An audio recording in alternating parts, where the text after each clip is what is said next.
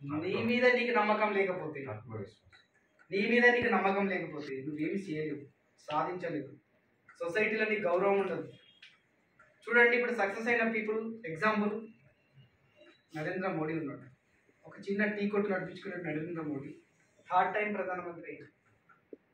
MS Dhoni ఉన్నాడు, రైల్లో ఒక టికెట్ కలెక్టర్, టికెట్లు చూసే పర్సన్, ఇండియన్ క్రికెట్కి క్యాప్టెన్ అయింది.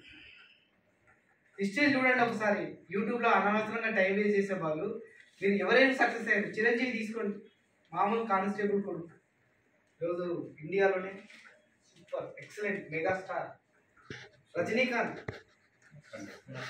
చూడండి, ఎవరి మరి ఇప్పుడు అంజిరెడ్డి సార్ తీసుకోండి, మన కళ్ళ ముందు 2017లో ఏదో జాబ్ చేసుకుంటాను, 10 మందికి జాబ్ ఇచ్చుకుంటాను, అలాగే రన్ అయ్యింది.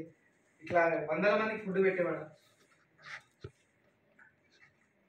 సో అలాంటి ప్లాట్ఫామ్లో మనం ఉన్నాం కదా. మనం ఎందుకు, మనకు ఒక డ్రీమ్ అనేది ఎందుకు లేదు? మనకంటూ ఒక కార్ ఎందుకు లేదు? మనకంటూ ఒక సేల్ ఎందుకు చేస్తలేము? మనం డబ్బులు ఎందుకు తీసుకోవడం లేదు? అందరు తీసుకుంటున్నారు కదా. నేను అమ్ముతున్నా కదా, నెలకు 2-3 అమ్ముతున్నా. నెల రియల్ ఎస్టేట్ పడిపోయింది అంట. రీసెంట్లీ 1 కోటి కలెక్షన్ ఇచ్చిన కంపెనీకి, 1 కోటి రూపాయల బిజినెస్. అది కూడా బిజినెస్ లేదు పబ్లిక్ అంట. నిన్ను నువ్వు నమ్మాలి, నేను చేస్తానని నమ్మకం నీలో ఉండాలి. ఫస్ట్ నీ మీద నమ్మకం ఉండాలి. నువ్వు కొలిచే దేవుడి పైన నమ్మకం పెట్టుకొని పని చేయి, ఆటోమేటిక్గా పని అయిపోతుంది.